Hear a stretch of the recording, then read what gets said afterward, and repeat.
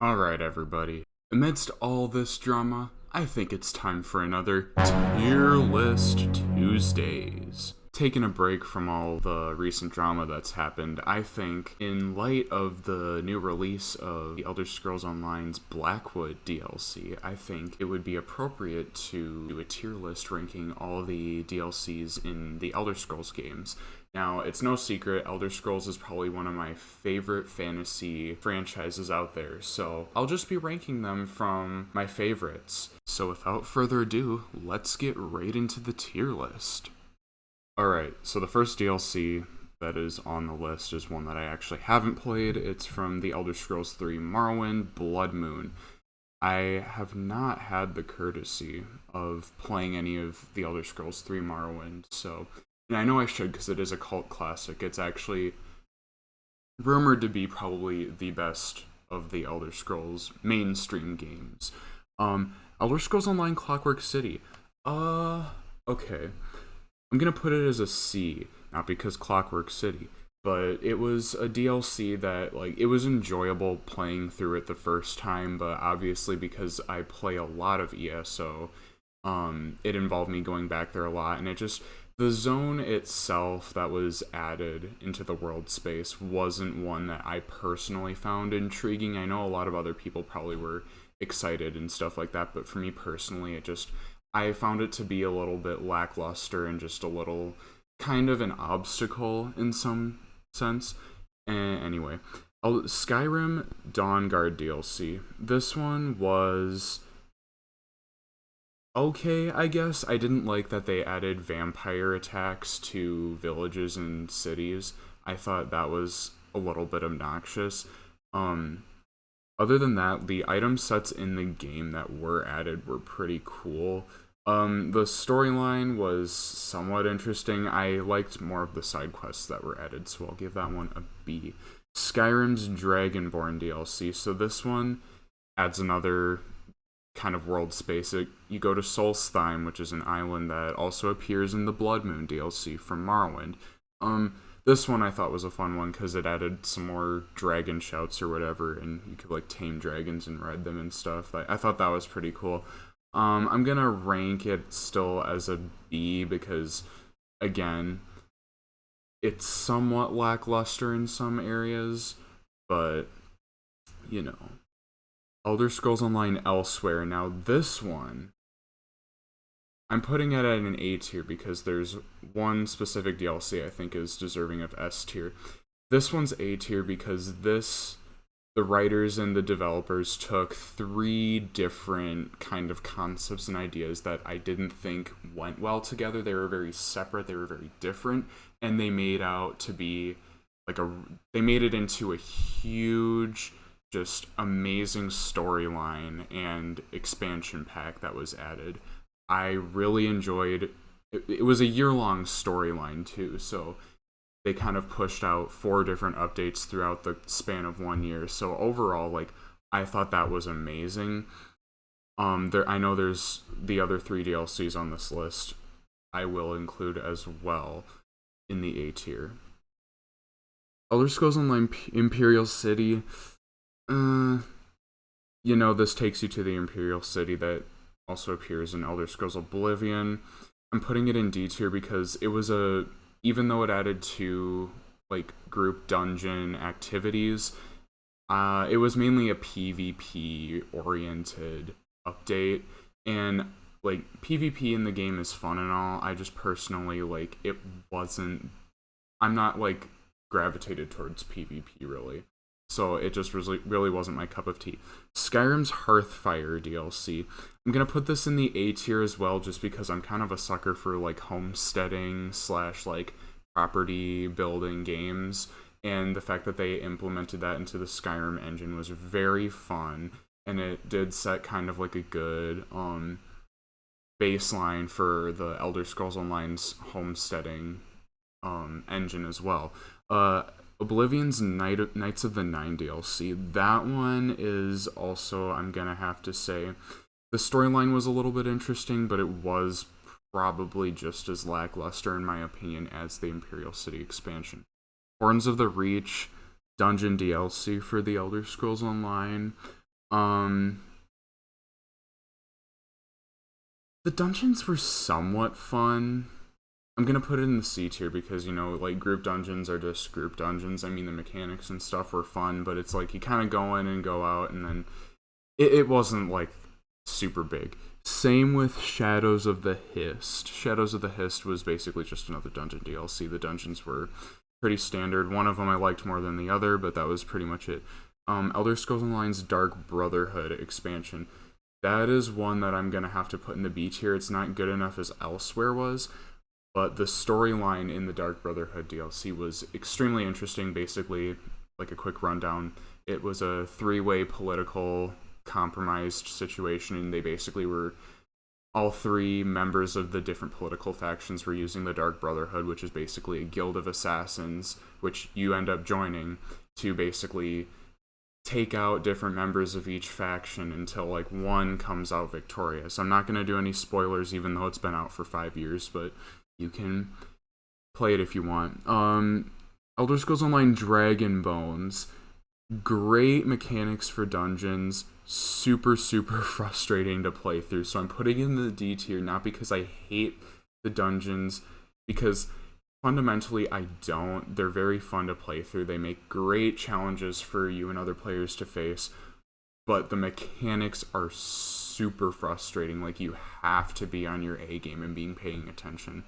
So I'm putting it down there because it's really goddamn frustrating. Elder Scrolls Online's Morrowind chapter. I'm putting it in the A tier as well, just because it's a very nostalgic expansion. Storyline's pretty okay. It has some good build up to a later expansion, that being Somerset. But, it's mainly the nostalgia. Like, even though I haven't played Elder Scrolls 3 Morrowind, I felt like I was playing through it because I was watching comparison videos, and it just very, very well put together. They brought back like old soundtracks and stuff from the original game, so that was cool. Elder Scrolls Online Murkmire. It's another one of those kind of like, I kind of forget about it. It's not like one of those defining DLCs. It's fun to play through. The zone itself is actually quite interesting when you're going through it. Interesting environment and biomes and stuff like that. But other than that, it's just kind of there, in my opinion. Orsinium,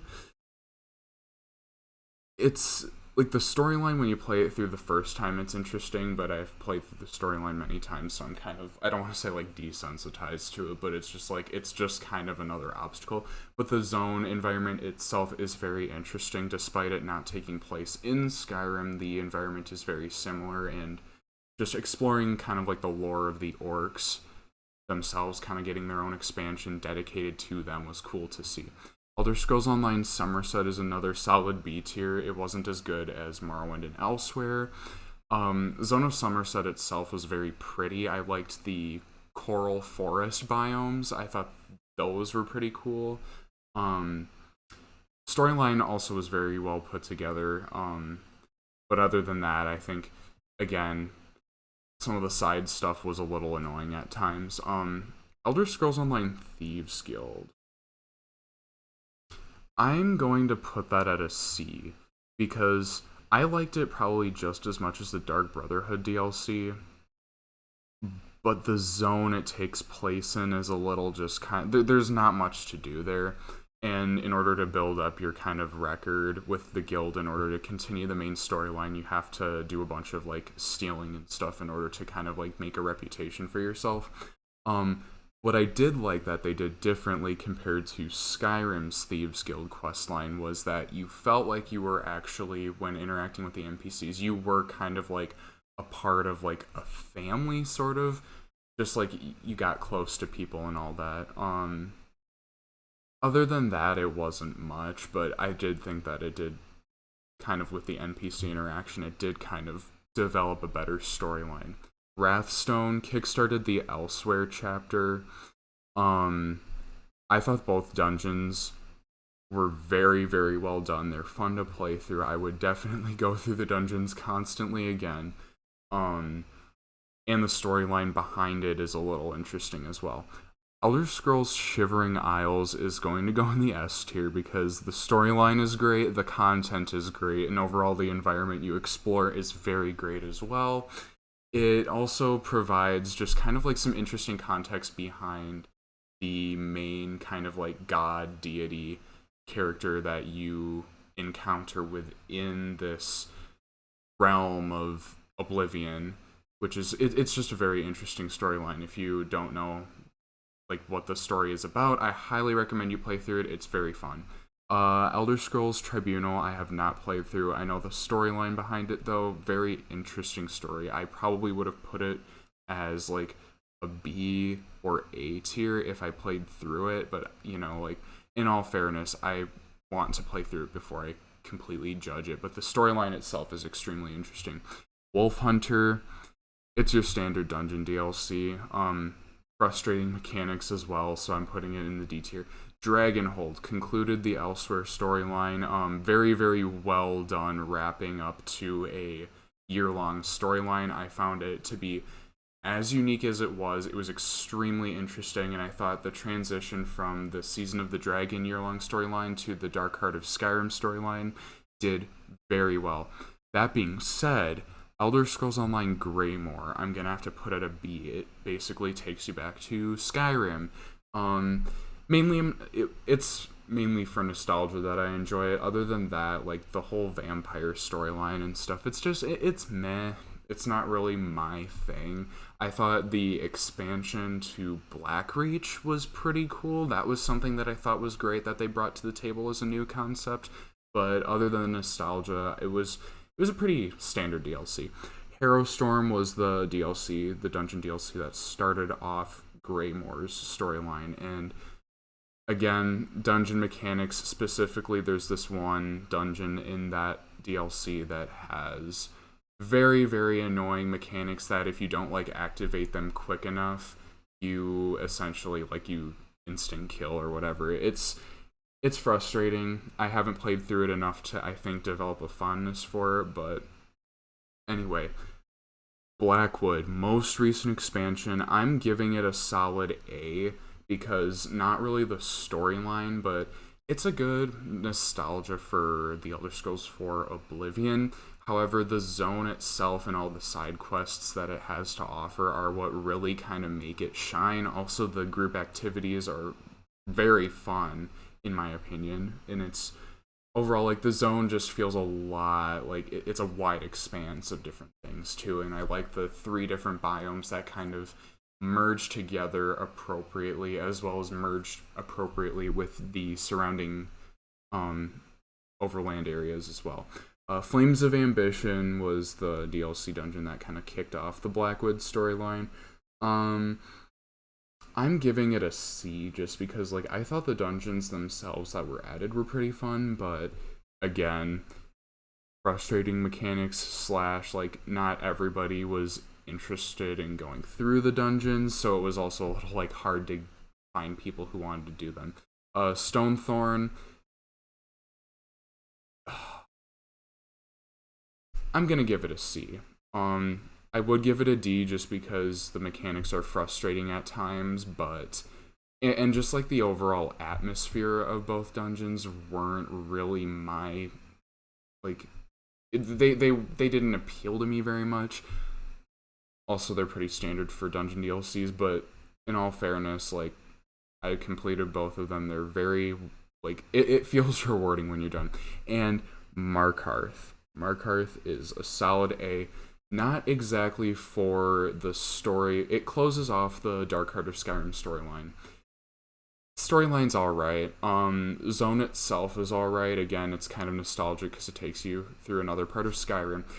It's the base game updates that I think really make this DLC slash like game enhancement shine, is because of the quality of life updates that they provide for players. Like they add house guests, which basically make your player houses feel a little bit more lived in and a bit more cozier. And they also add in a massive sticker book of collections where you basically like when you collect certain pieces of armor and weaponry, you are able to get rid of them in your inventory, but you can reconstruct them through this sticker book at a later date. So basically, you can get rid of all the crap that's stacking up in your inventory, yet you don't completely lose access to it. Like, you have to go out and farm the gear again. You farm the gear, gets in your collectibles, and then you can just reconstruct it whenever you feel like you need it. So, and with that being said, that is the tier list. Hope you guys enjoyed. I know it was a little bit of a more niche audience, I guess I was giving off to. Regardless, I hope you enjoyed. Please like and subscribe if you haven't already. I will see you guys in the next one. I'm out. Peace.